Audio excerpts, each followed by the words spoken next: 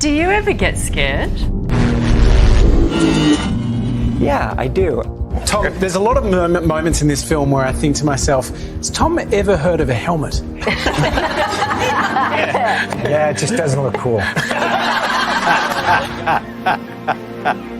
The door was opening, and I didn't want it to close. I mean, it's just something that I was absolutely certain that I wanted to do for the rest of my life.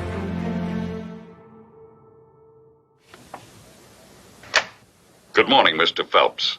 The man you're looking at is one of our high-ranking intelligence officers, whom we recently discovered is a top enemy agent. Unfortunately, this man discovered the information was false and reported to his superiors. The truth or falsity of this information is so important that they are sending their most brilliant intelligence officer. Your mission, should you decide to accept it, is to make Stefan believe Townsend's information. This tape will self-destruct in 5 seconds. Today, these are some of the most iconic lines within an action franchise. Ever since its broadcasting back in the 1960s, as it aired during a time when the media landscape was shifting drastically and competed with many other great TV shows. Now, security guards everywhere, closed-circuit television, a surveillance room, and a silent alarm system that cannot be disconnected. You can do the whole thing. The whole thing. Okay. March! Automatic all points relay from Starfleet Command, Captain. A simple deal, thanks to the shark-repellent bat spray in my utility belt. As these shows had an extreme and direct impact on the average media consumer, they also had an indirect impact, which only became visible until about 30 years later. I like the TV series, but not just because I was a big fan of the series, but I felt that it could make fun film. I grew up watching, Charlie Chaplin, Buster Keaton, Harold Lloyd, Abbott Costello. Right. And they made me laugh, and they had tension. And I used to do stuff like when it was snowing, I would do flips off the roof into the snow. Yeah. I would climb trees, like I'd go to the top of the tree when I was about 3-4 years old. I borrowed the car when I was 12 years old. I mean, of course, I broke my leg. I broke bones, my nose and my teeth. I broke my leg. I broke my arms. So these things that I want to really build stories around.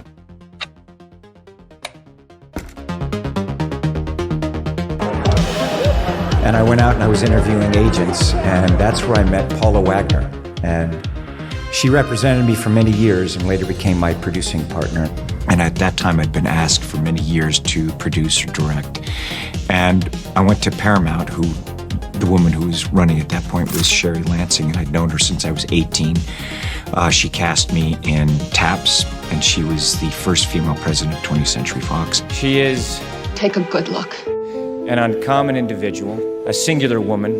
Watch Harold Lloyd, Charlie Chaplin, and I'd watch him laugh, and then I'd watch him cry, and I'd watch him be moved.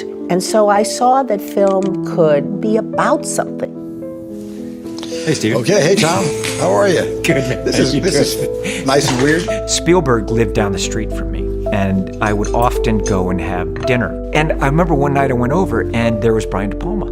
And so we had dinner. 3 of us had dinner at his place up the street. And we were just talking about movies, and there was Brian, and I'd seen all of his films. And I went home that night, and I stayed up for about 14 hours, and I just got all of his De Palma's movies.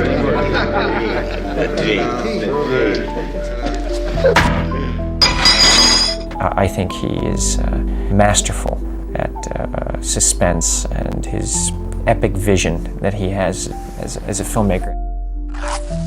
I just went, oh my gosh, he's got to direct Mission Impossible. And then I worked on it for 2 years beforehand. Simple game. 4 players. Who else is left? All right, Hunt. Enough is enough.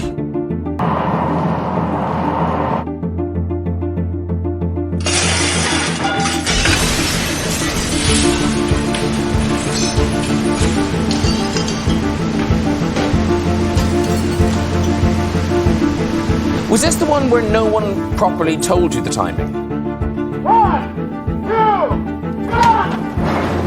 Yeah, the guy was over there, and he said, okay, we're going to go on 3. And he started going 3, 2, 1. I said, whoa, stop. You just said on 3. He said, well, I meant 3. what does that mean? And then, bam, I hear the thing explode above me, and I could feel the glass hitting the back of my legs. And I also had to go and jump over a guy who was out there, and everybody else following behind me. But my biggest compliments go to Cruise himself. He believes in his stories to such a degree that his conviction in the material bounces off the screen and carries us along too. You must be so incredibly excited about tonight. Yeah, I am. Nervous and excited. I've seen the movie a couple of times now, so I'm not that nervous tonight. It's a good movie. I was on the edge of my seat the whole time. Honestly loved it. It's a great movie. If you're a star in Hollywood, these are the nights you live for. As Mission Impossible was premiering more globally and attracting more fans and ticket money through the summer of 1996, it did have many of those nights to live for. But not everywhere did the movie receive a warm welcome, as the promotion in Germany was complicated. Wir stehen an Ihrer Seite. Es ist eine nationale Katastrophe. At that time, Minister President of Bavaria Edmund Stoiber, along with the more Christian conservative members, imposed a ban on Scientologists joining the state civil service, as Edmund was less than enthusiastic about the organization. Edmund's fellow members of the CDU heavily spoke against the movie due to Cruise's membership. Of course, this was contradicted by both Scientology, including John Travolta, and the American State Department, who compared the boycotts to the book burnings of '33.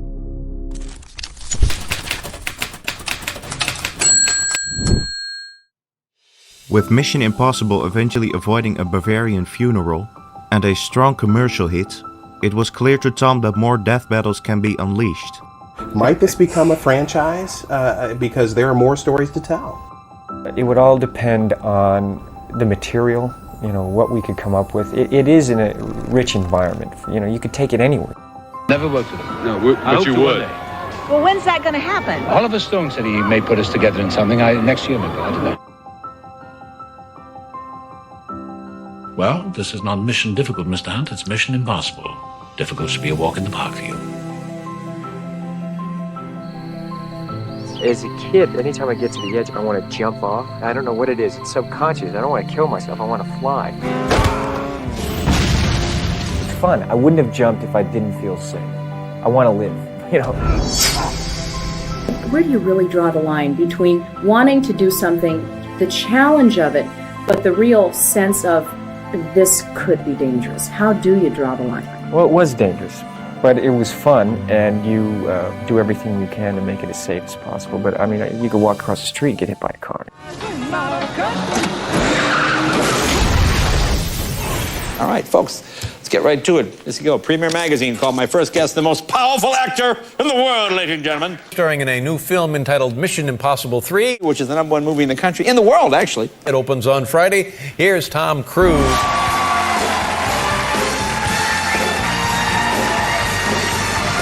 Now, these movies are wildly successful, aren't they? They're just crazy. The first two, like $400 million domestically. It's crazy, isn't it? It's crazy. But you know who's in the movie is Philip Seymour Hoffman. He's unbelievable. Yeah. He is I couldn't wait to play those scenes with him. One. You listen to me. I got exactly what you asked for. Did you want something else? So if there was a misunderstanding, I will fix it. I can get it. Whatever you want. 2. Listen. Talk to me. We can talk. Like gentlemen. 3. I'm a huge Tom Cruise fan. I love Tom Cruise. This meeting, by the way, was at the time when he was married to Katie Holmes and he just had a baby with her, Siri. Right. That was right when this meeting was. So yeah, we met with him for hours, and not a few hours into the meeting, this Scientology stuff comes up. Scientology. I've been diagnosed with a false label, dyslexia. And you got a chance to read it, and people got a chance to mock it. And then, South Park did that whole series on it. Dad, Tom Cruise won't come out of the closet. March 15th, 2006. On a normal day, an episode of the South Park series titled Chef's Chocolate Salty Balls was rebroadcasted on television, as everything was perfectly scheduled. Until you realize there's a significantly controversial catch behind it, as Comedy Central aired the wrong episodes. instead of a sketch that went all out on Scientology, causing Scientology member Isaac Hayes to resign from voicing the show. It also gained a hasty eye from the media, thinking that Tom was behind this, to avoid the threat of shattering his image and MI3. Cruise and his representatives strictly denied this, but Tom already had his mind elsewhere. Dubai would like to become a film center, and we explained, you guys want something fantastic, we have it. So immediately when Tom said, let's produce this, he brought up the idea of shooting in Dubai, which was a place he had been fascinated by, particularly the Burj Khalifa, the tallest building in the world. We are going to put Ethan Hunt 144 floors outside the building. Like your feet were skittering a little bit right before the jump. And so where we were filming, which was not all the way at the top, was still higher than the Empire State Building.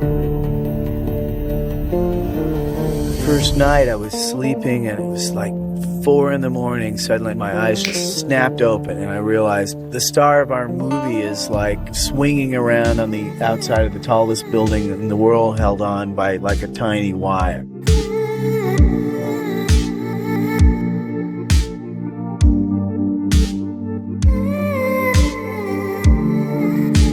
Your line's not long enough! No shit!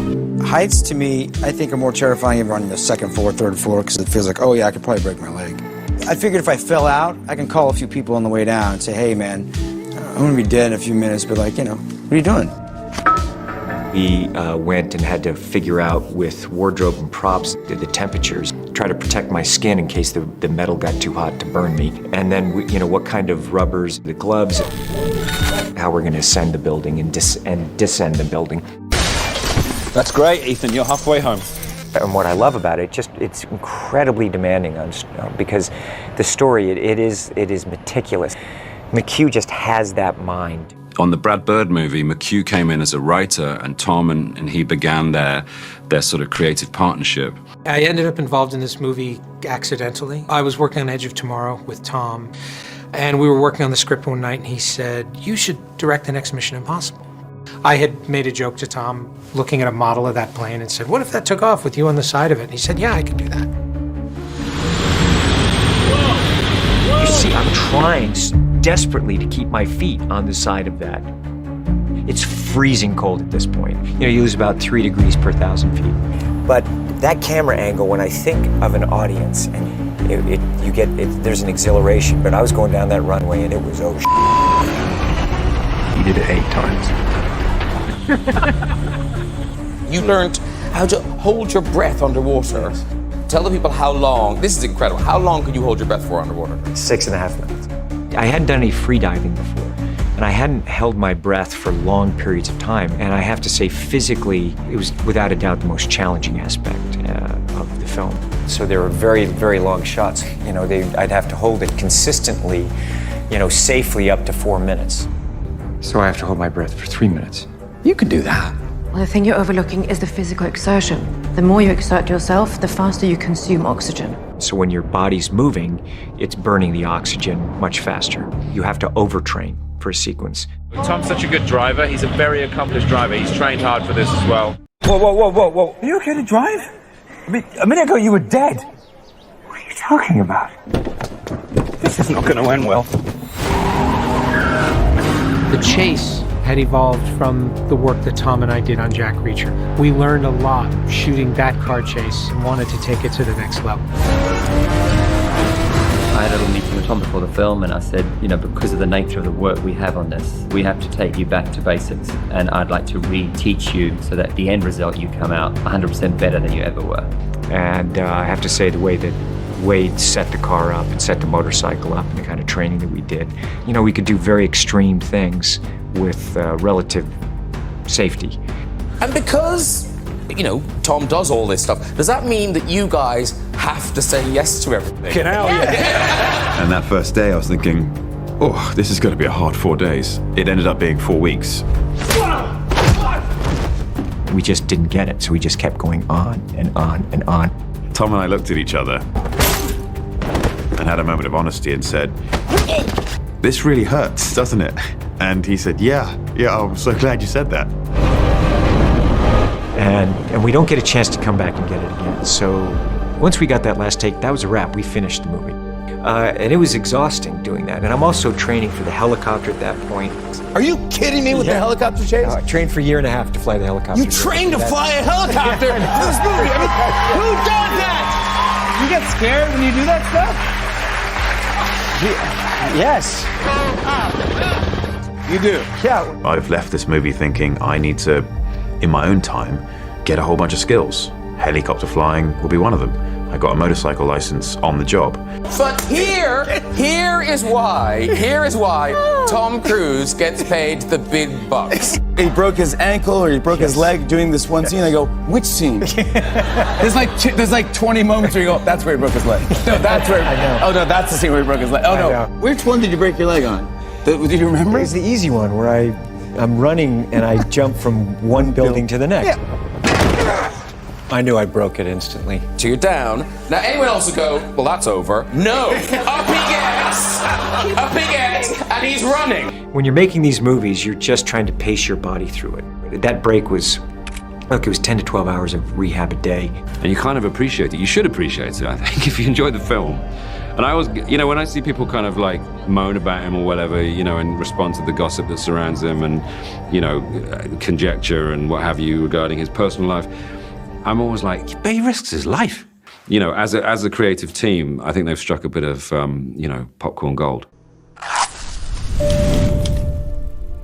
2019 was a busy year for Tom, as he was planning and working on numerous different projects. That included meetings with Christopher McQuarrie, Paramount, and talks with the US military, which he has supported for almost 4 decades. And just like the military, Tom also has a large presence overseas, as there were plans for him and his crew to shoot new movies in various different locations. But that was soon postponed, and suddenly prepared, arguably, Tom's greatest challenge. On Monday in China, it suffered its highest number of deaths in one day. The streets here are unusually quiet. Hollywood went into lockdown. A particular point in human history. You see these big super creatures having fights with each other and punching each other all over the sky, and you're just like, nah. What a film is and where it's to be seen has now changed so radically. If you see someone actually doing it, there's an added degree of tension there. And I grew up watching practical action and thinking about ways that how can I, like we use old technology and we're creating new technology. And I spent years evaluating aerial photography and developing aerial photography that we used in American Made, a movie that I did, and then Fallout with the helicopters. Watching a stunt is, you can see that on anywhere, YouTube or whatever, but this is, you want to immerse you in a story. You talk about character, you talk about story structure. So how can we, with the resources that we have, give a better experience or an immersive experience for an audience?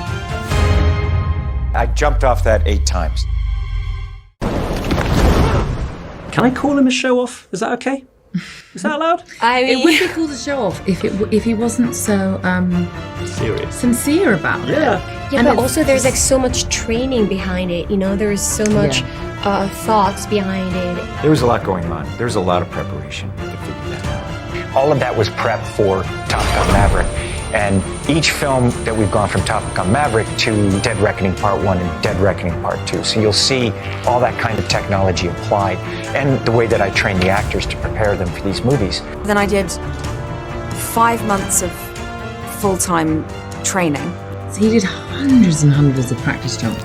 And then when they are on set and they talk about it, that's where the magic happens. And you watch them. So what happens here and why are they doing that? Tom often asks why, but why is she saying that? And why am I saying this? Tom was somebody who was very straightforward about, I make mass entertainment. We're pretty limited in terms of where we're allowed to go, just because of the nature when we were shooting during the pandemic. We are not shutting this movie down!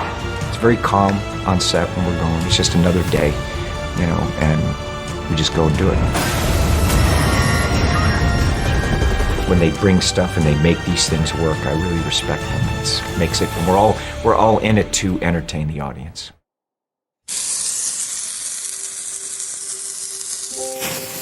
Our first guest tonight is the most powerful movie star in the world. Well, now he's back with a brand new Mission Impossible, whose Ray-Bans and body oil saved the movie business. In a franchise that's grossed more than $5 billion worldwide. Please welcome the one, the only Tom Cruise. Tom, a lot of people have credited you in bringing back Top Gun Maverick, getting people back into cinemas. And you are, I guess, $1.5 billion right. Is it true that you saved the movie business? Steven Spielberg said you did.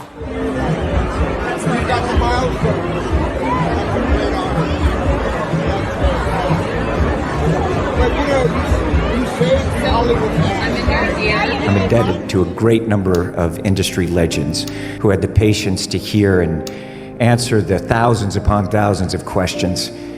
And for no reason other than their love of the craft, that is cinema, they unselfishly shared these lessons.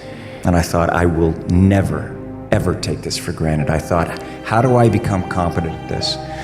How am I going to figure out all of these tools of this art form, tell the stories, tell the stories that I want to tell, affect an audience? And I want to thank all the audiences for whom I serve first and foremost for allowing me to entertain you. And I promise I'll always do everything I can to accomplish that goal.